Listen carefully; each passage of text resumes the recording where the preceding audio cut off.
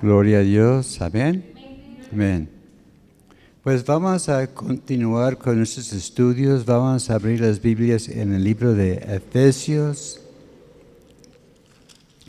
Efesios capítulo 2. Y vamos a estar viendo en esta tarde los versículos 1 a 7.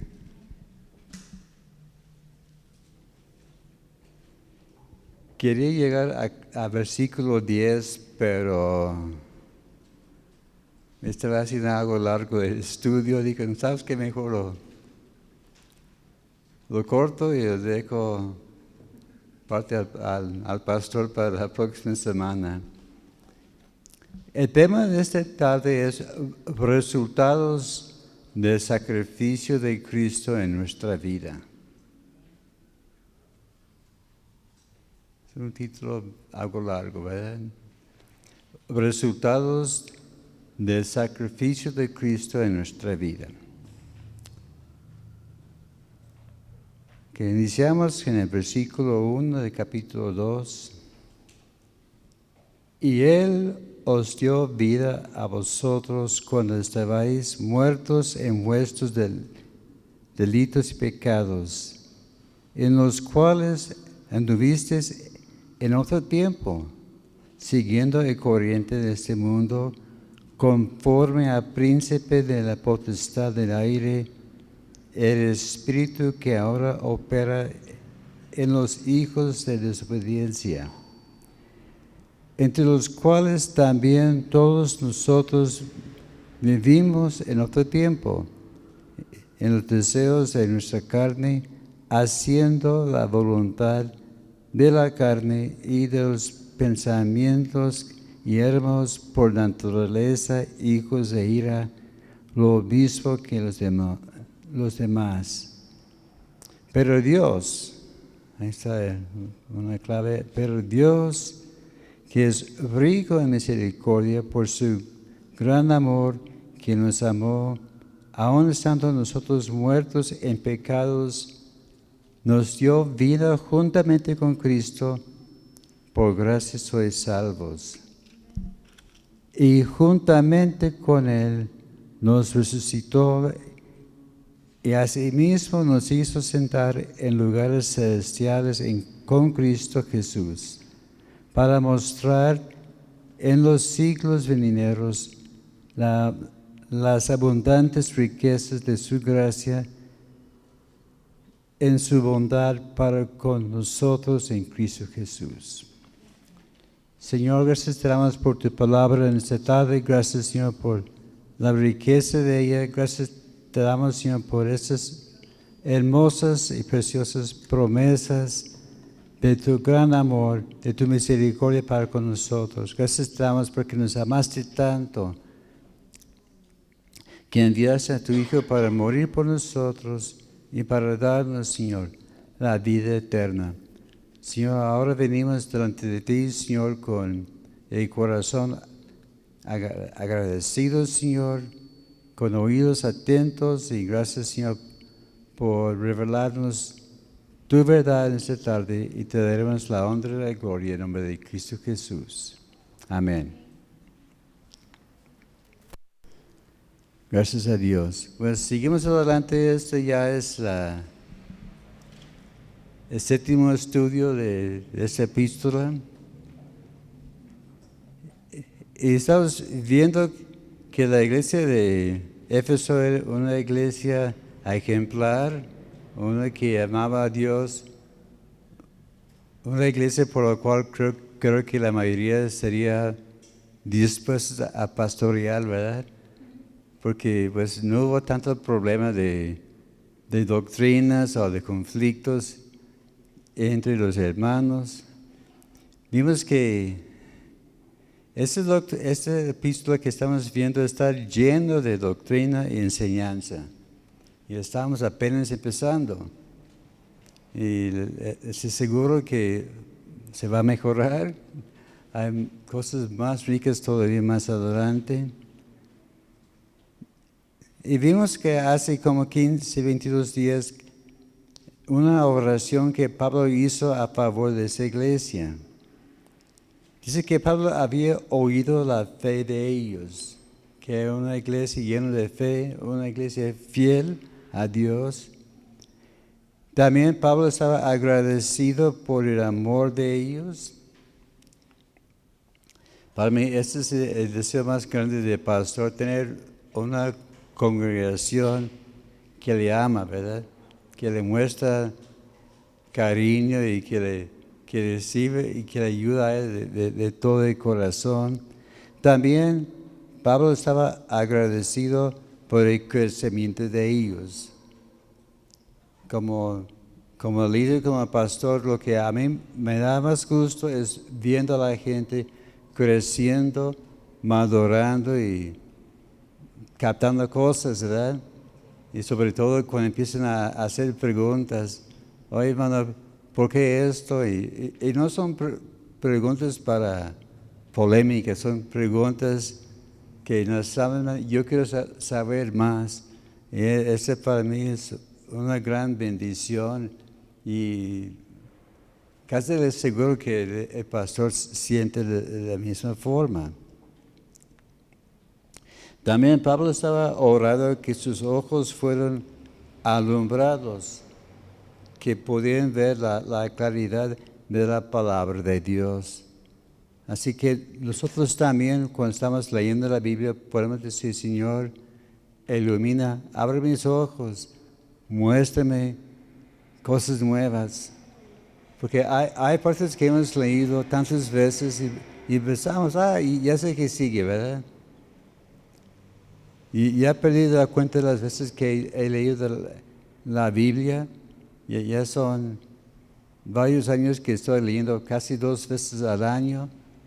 Entonces, pues, puede ser fácil, unas 40, 50 veces que he leído en inglés, español, varias versiones.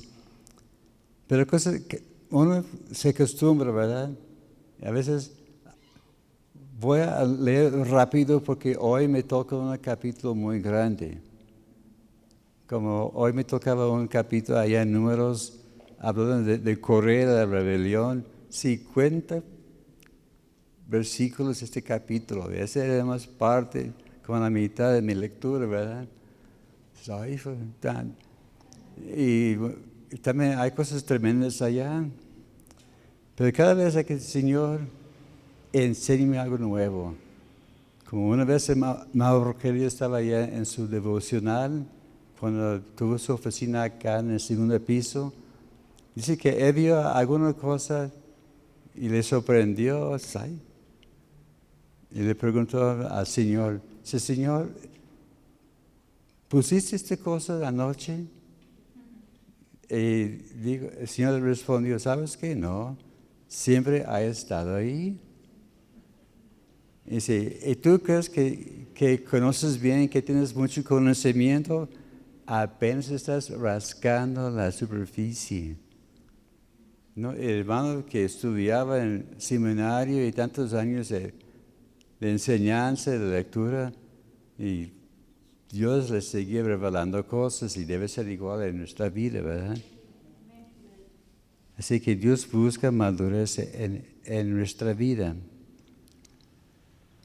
La semana pasada vimos el poder de Dios en la exaltación de Cristo. Vimos que Cristo fue exaltado.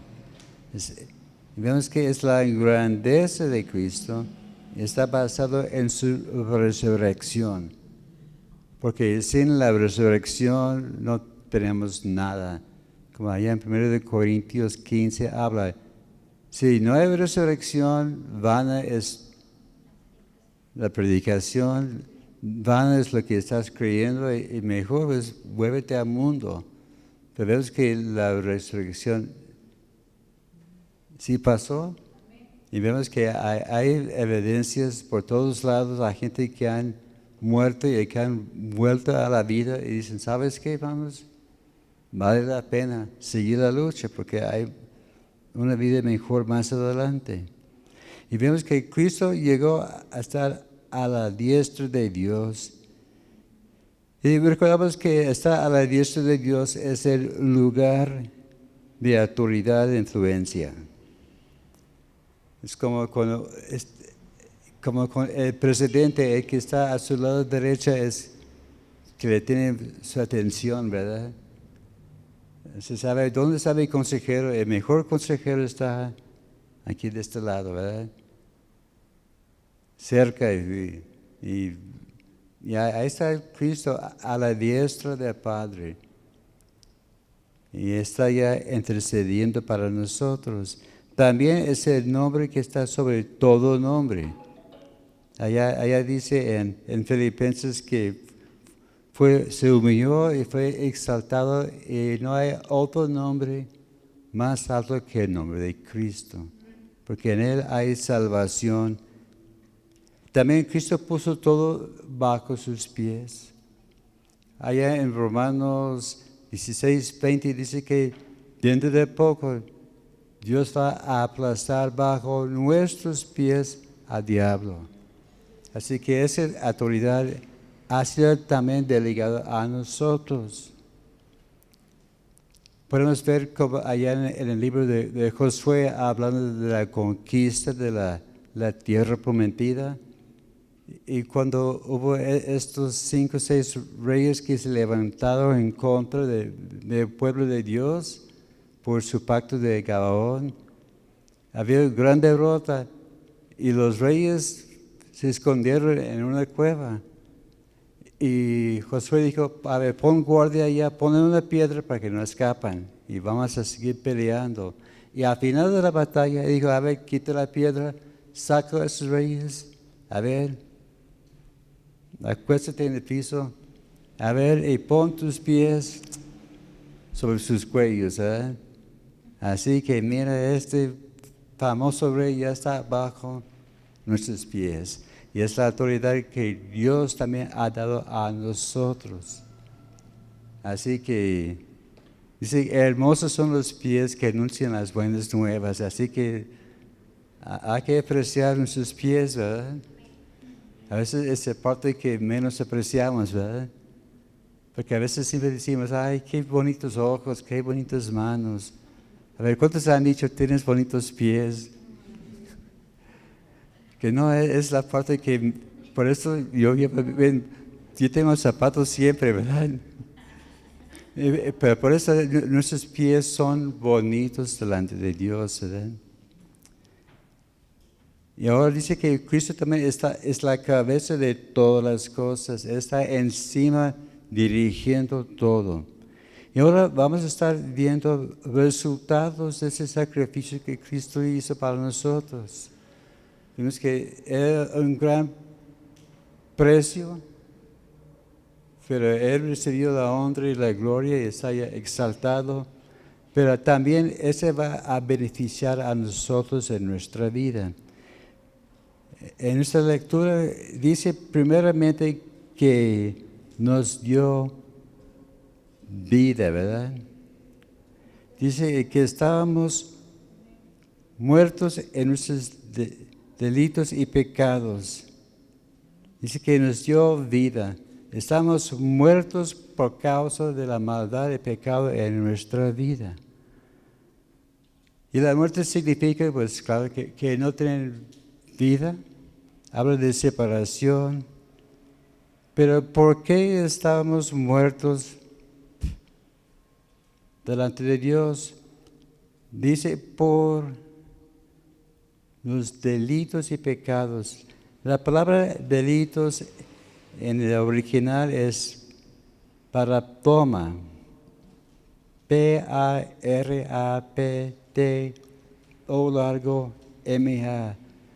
Paratoma. Ese significa pasos equivocados o faltas cometidas como actos de la voluntad. Literalmente habla de un resbalón o caída, se dice el comentarista Barclay. También habla del hombre que pierde el camino o extravía y se aleja de él.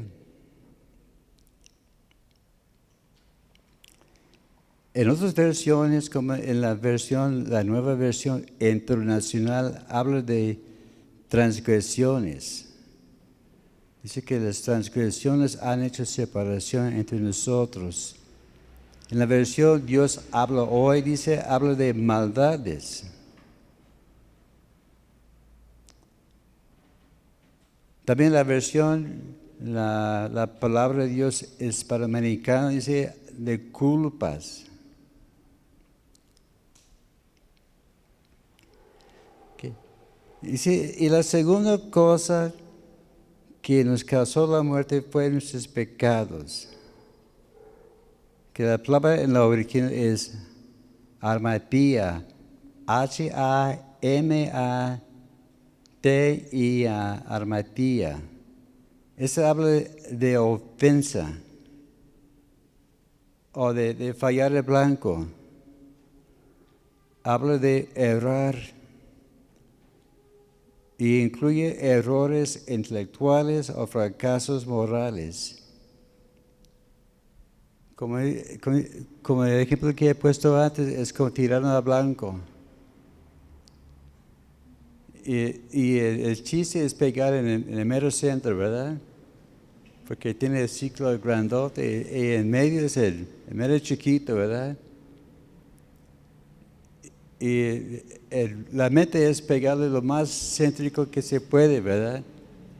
Pero con el pecado estamos tirando y vamos por otros. A veces tiramos afuera de la marca, ¿verdad?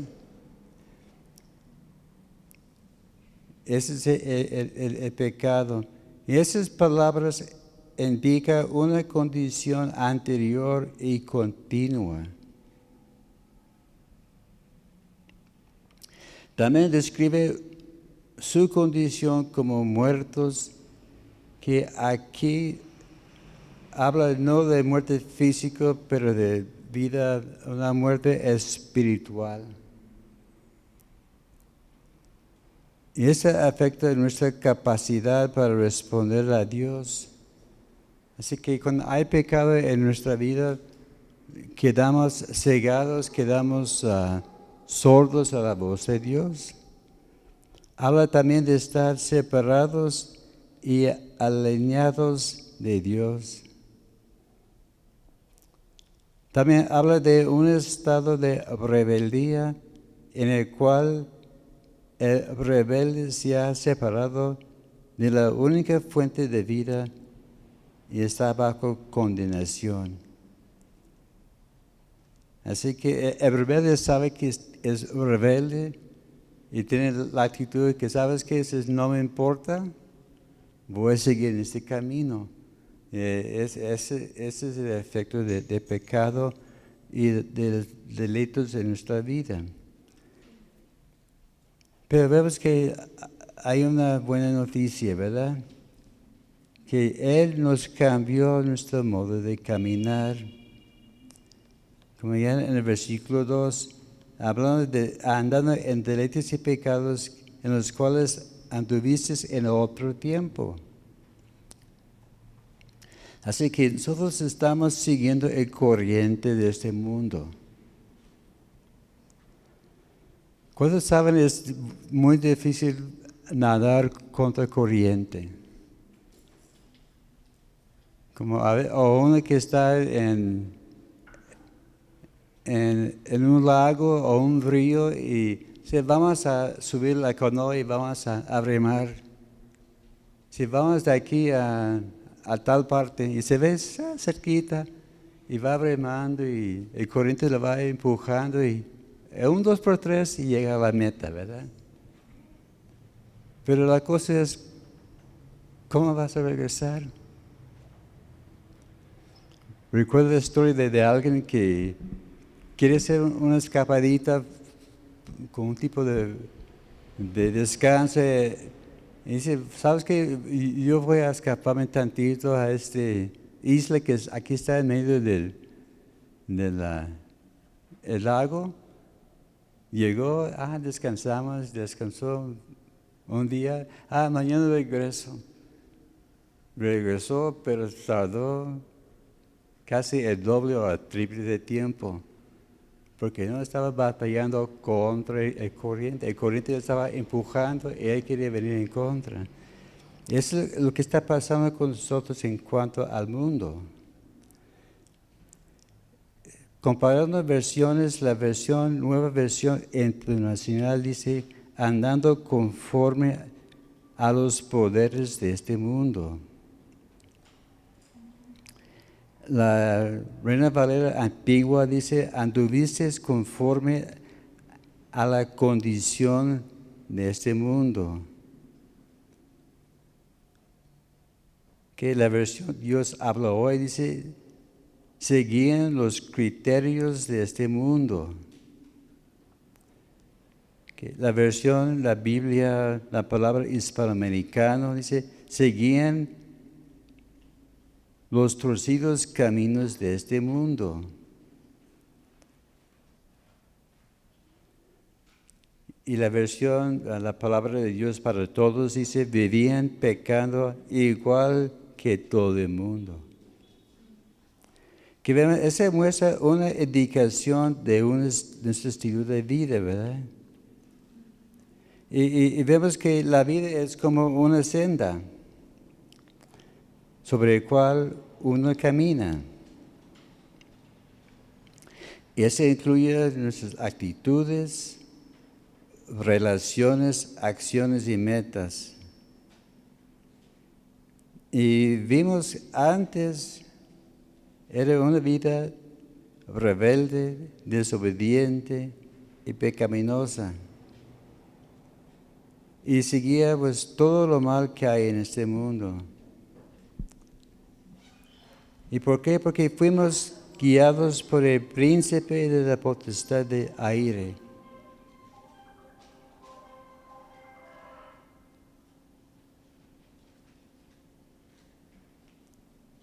Y veamos, ¿qué es un príncipe? Un príncipe es un líder importante. Habla del primero, el principal. También habla del magistrado, el gobernante. Habla de uno que tiene autoridad, influencia. Y dice que no es solamente a cualquier príncipe, es el príncipe de potestad de aire. Implica su esfera y su poder de influencia. Dice de la potestad de aire. La palabra potestad es Eusea, Exousia.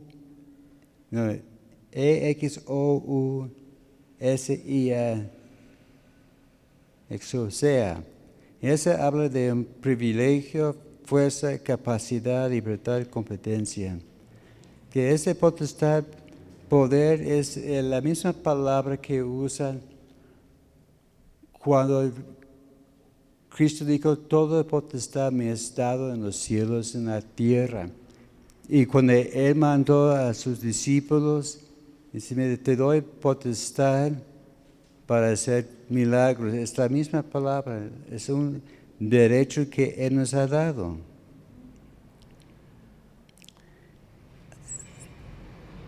Y vemos que en cuanto al poder, habla de un poder sobrehumano, delegado, libertad, uno de jurisdicción. Y vemos, ¿quién es ese príncipe del aire? Satanás. Si hay duda, es Satanás. Eres que está influyendo la maldad que hay en este mundo. Dice que eres el autor del desorden y rebeldía. Como dice allá en Juan, que es mentiroso y el padre de la mentira. Y vemos que allá en Juan capítulo 16, verso 11, Cristo mismo dijo que el diablo es el príncipe de este siglo, que Él está tratando de influir. Es por Él que tenemos tanto problema en el mundo hoy día. Todo ese desorden que estamos viendo, uno puede culparlo al mal gobierno o mala gente o las modas que van cambiando, pero es el mismo Satanás que está provocando, promoviendo estas cosas. Así cuando estamos orando por nuestra sociedad, hay que estar atando este potestad sobre nuestra tierra. Vemos que hay un príncipe sobre nuestra ciudad, nuestra zona metropolitana.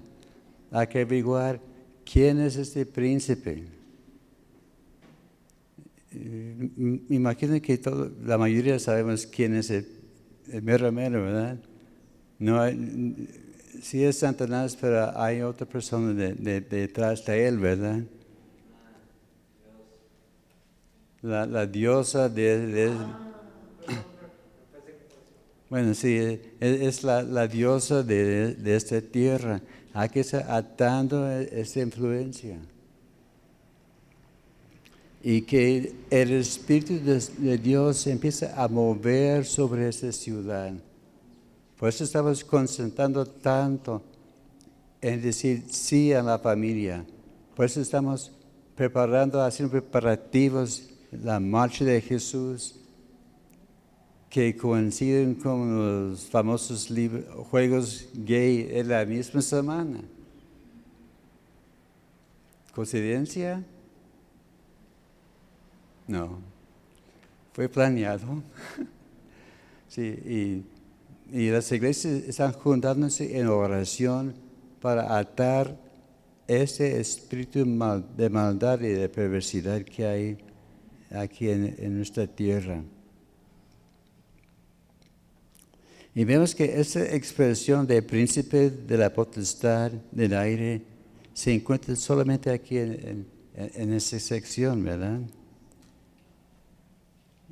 Y aquí se refiere, se designa que es el imperio del demonio.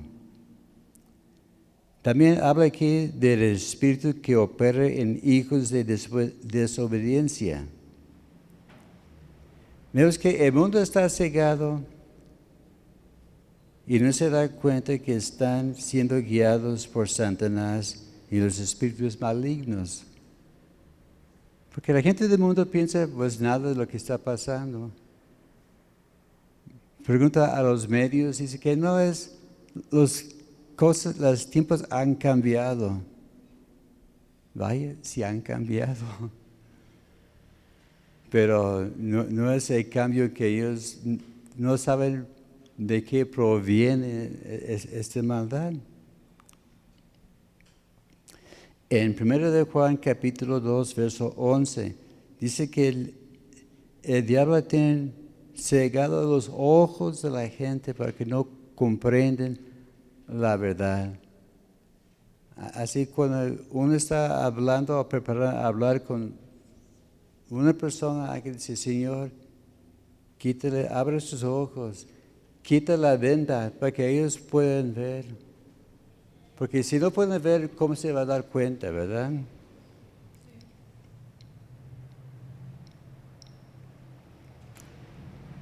Y vemos que dijo Cristo en cuanto a un ciego guiando a otro ciego, los dos van a caer en el pozo, ¿verdad? Así que nosotros que tenemos los ojos abiertos, hay que ayudar a los cieguitos para que vayan en el camino, ¿verdad?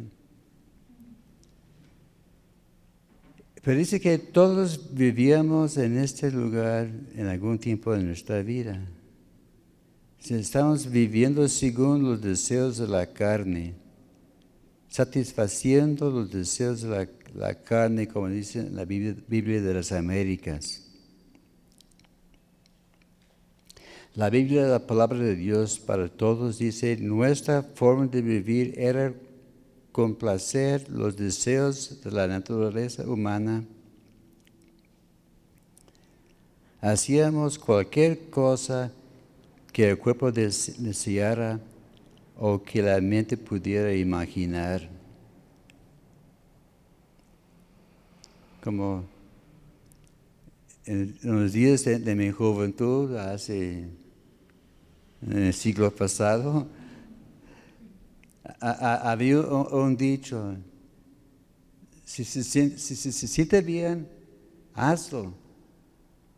Ese fue la moda de la gente. Hay criterio, tienes dudas, si se siente bien, pues adelante. Métete así con gusto y con todo, ¿verdad? Pero es lo que piensa el mundo, ¿verdad? Si se siente bien, lo voy a hacer. Pero no toman en cuenta las circunstancias y el final de las cosas. La palabra pasiones es epitomía. Epithumia.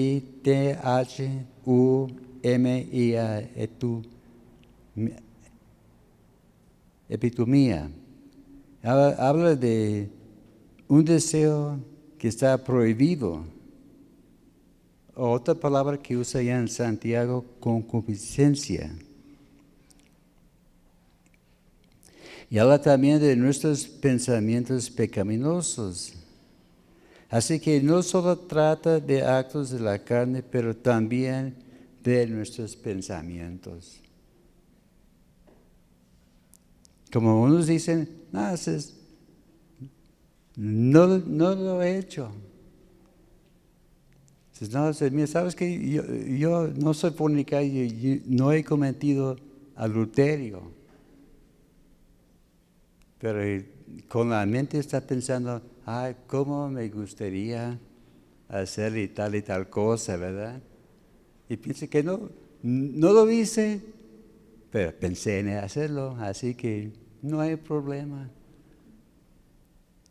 Equivocado, ¿verdad? Eso quiere decir que no solo se trata de lo que hace lo malo, sino el que piensa en hacerlo. Ese cambia el cuadro, ¿verdad? Un poquito. Dice que también éramos hijos de ira. Vemos que la ira de Dios representa la hostilidad divina a todo lo malo.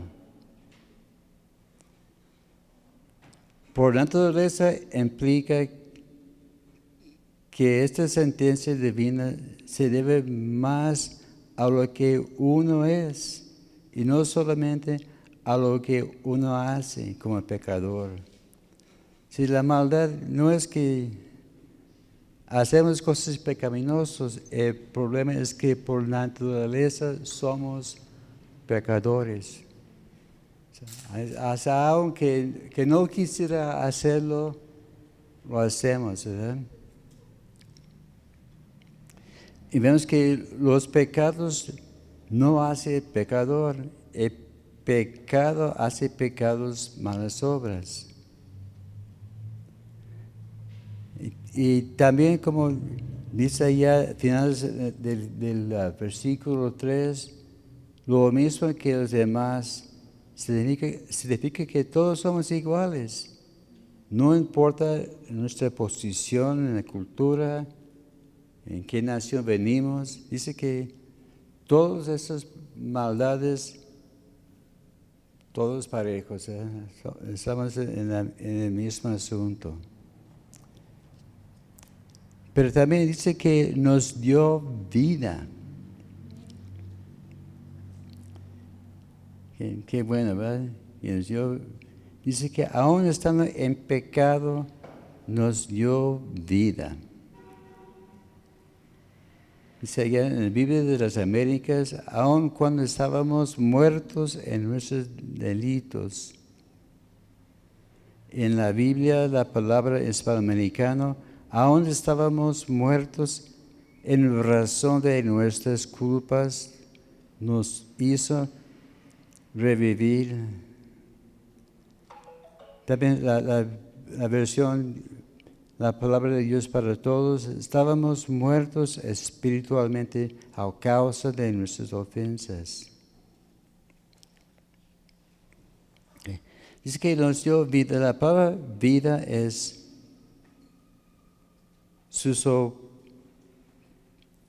Susopoia, Suzoopoieo. Ese habla de reanimar conjuntamente con.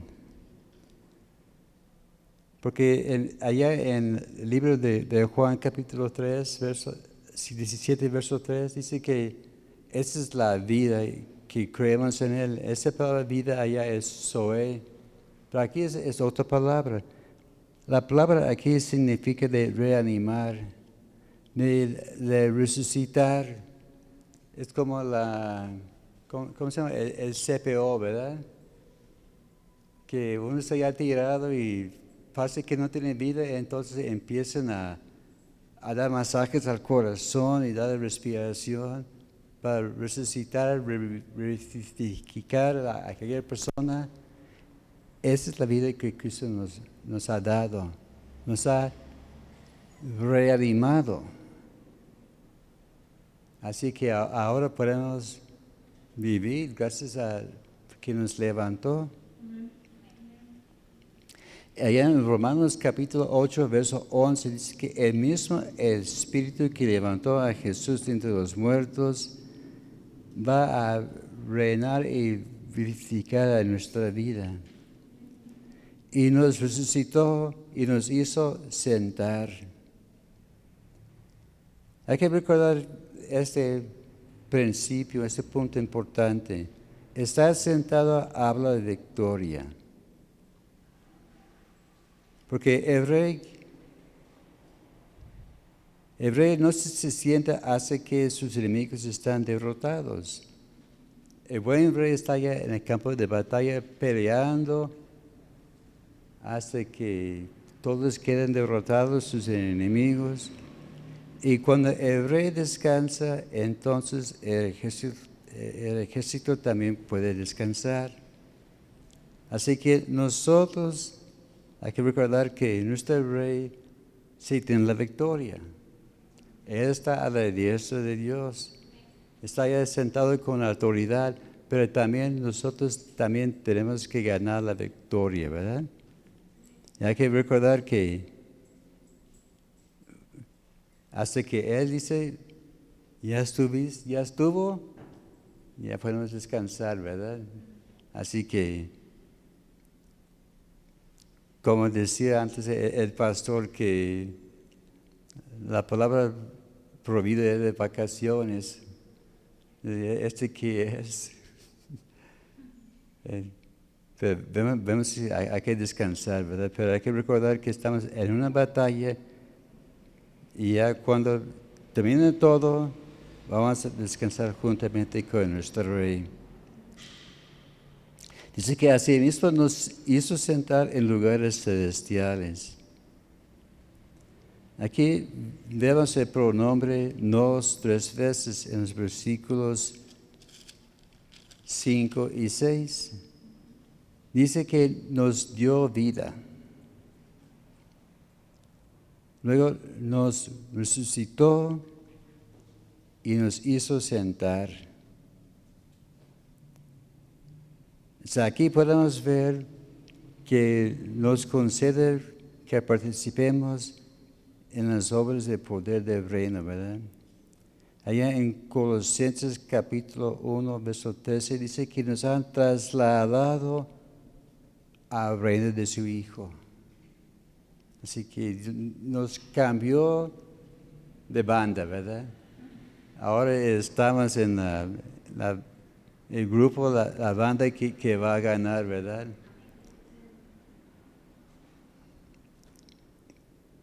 Y nos ha dado la victoria. Y no solo estábamos sentados con Él, nos dio autoridad y poder. Así que sentados significa que podemos tener comunión con Él. Dice que a la mesa se sienta y siempre busca el lugar predilecto, ¿verdad?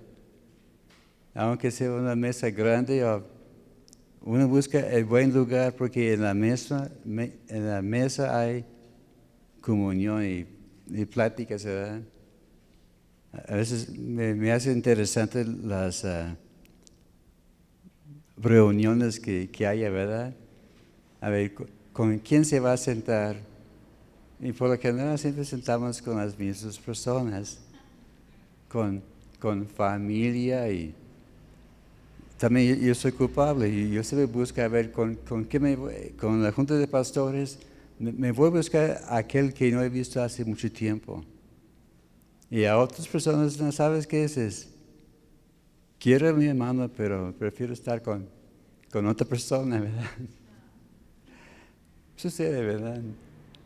Pero vemos que Cristo nos hizo sentarnos en la mesa junto con Él. Y así sentado con Él podemos compartir y aprender de su sabiduría. Es interesante oír las pláticas que hay en las mesas, ¿verdad? Porque muchos platican de mil y cien cosas, pero es interesante a ver de qué van a platicar hoy, ¿verdad? Una vez que no, si van a estar en eso, van a estar hablando de fútbol. Si vamos para acá, vamos a estar hablando de otras cosas. Pero vemos que sentados con Cristo vamos a escuchar lo que Él quiere decirnos. También nos mostró las abundantes riquezas de su gracia. Que eso habla del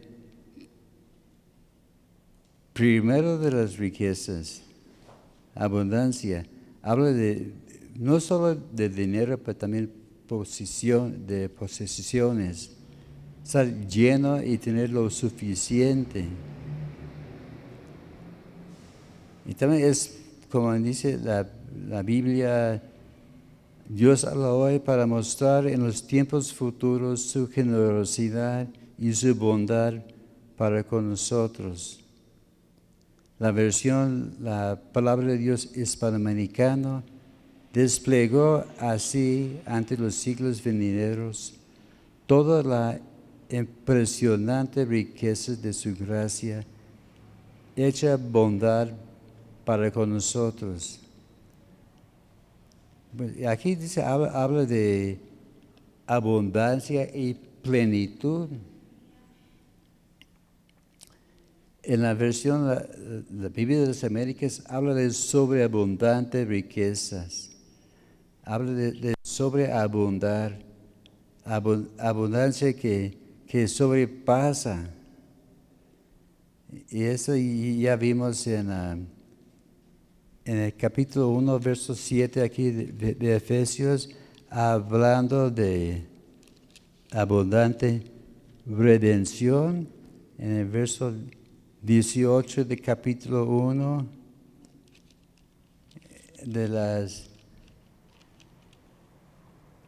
el entendimiento que nos da, que podemos saber la esperanza por la cual hemos sido llamados. Y aquí en el 2, verso 4, que Dios que es rico en su misericordia, su gran amor, su amor que sobreabunde, es más allá de lo que necesitamos. Habla de plenitud de su gracia. ¿Cuántos dan gracias a Dios por la gracia de Dios, su favor con nosotros, por su amor? Allá en Efesios 3:20 habla de abundancia de todo lo que nos quiere dar. Y aquel que es poderoso para hacer todas las cosas mucho más abundantemente de lo que podemos o entendemos según el poder que actúa en Él, que actúa en nosotros. A esa es la gloria. Dice que Él quiere hacer cosas más allá de lo que podemos imaginar. Allá en Filipenses capítulo 4, verso 12, Pablo está diciendo, yo sé que es vivir con abundancia y también escasez, pero Dios suplirá todo lo que nos hace falta según sus riquezas en gloria. Así que Dios no es tacaño, ¿verdad? Como como decimos que no es allá del norte, de Monterrey, ¿verdad? Es la fama de la gente de allá. Pero no, la gente allá sí son muy generosos. Es un famoso dicho. Pero vemos también de su bondad. Esa es la clave de todo, la bondad de Dios. Porque sin la bondad de Dios no tenemos nada en absoluto. O como va dicho, estamos fritos. Gracias a Dios. Bueno, hasta allí llegó mi estudio. Iba a continuar, pero yo pensé que no iba a alcanzar tiempo. Así que le voy a dejar otra vez el balón al pastor. Porque allá en los versículos 8, 9 y 10 son muy ricas, ¿verdad? Porque habla de la gracia de Dios, que no es por obras, y somos hechura suya. Hechura suya, creados en Cristo para buenas obras, las cuales Dios preparó de antemano para que anduviésemos en ellas. Y vea, eso también es tremendo, ¿verdad? Que somos hechura de Dios, no somos un accidente, ¿verdad? Todos nacimos en el tiempo que debimos nacer. Como yo me atreví a decir a mi mamá una vez si yo era una equivocación, porque tenía 5 hermanos mayores que yo por varios años, de 11 a 17 años, y luego el más chiquito que era 2 años más chico que yo. Yo pensé, pues qué curioso, así 5 en fila y de repente descanso, y yo aparecí. Pero mi mamá nunca me contestó. Yo sé por qué, porque me quiere. Pero también yo estoy viendo ahora que Dios tuvo su propósito. Y lo estoy viendo más y más cada día, ¿verdad? A veces pensamos, muchos piensan que el hermano Rogelio es mi tío, porque sí me lleva por 22 años. Es tu tío, ¿no? Somos primos hermanos. Porque los primos siempre están pegaditos de edad, ¿verdad? Entonces, no, eres el primogénito de todo este ramo de la familia. Su mamá era la primogénita, él fue el primogénito. Y yo, en mi familia, yo era casi como el pilón al final. Pero yo estoy viendo que Dios tuvo todo en orden. Y vemos que todo lo que pasa tiene su propósito. Pero hay que recordar también que somos hechuras de Dios. Dios le formó, le dio capacidades que otros no tienen. Ustedes pueden hacer cosas que yo no puedo. Yo tengo habilidades, cosas que me gusta hacer, otras cosas no tanto. Pero cada quien tiene su don. Algunos somos uno que otro es cabeza, otros son pies, brazos, pero cada parte tiene su función, ¿verdad? Como aquellos que quieren hacer sus maromas y caminando sobre sus manos, es difícil, pero no es la forma de hacerlo, ¿verdad? Las manos son para trabajar y escribir, los pies son para caminar. Así también nosotros hay que buscar, Señor, ¿cuál es mi papel en este cuerpo? Me imagino ya, el pastor ya tiene idea de lo que va a decir, ¿verdad? Sí, es hermoso que somos hechuras de Dios. Y gracias a Dios por la obra de Cristo en nuestras vidas y por el privilegio de servirle. Amén. Señor, gracias te damos por tu palabra en esta noche. Gracias, Señor, por mis hermanos presentes y pedimos, Señor, que que sigas obrando en nuestras vidas. Gracias te damos, Señor, por tu gran misericordia, Señor, tu gracia sobre nuestras vidas. Y te pedimos, Señor, que nos ayudes a buscar, Señor, ese lugar que tienes preparado para nosotros. Gracias, Señor, por tu mano sobre cada una de nuestras vidas.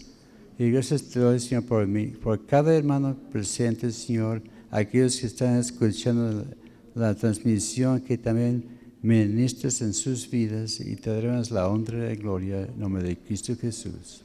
Amén.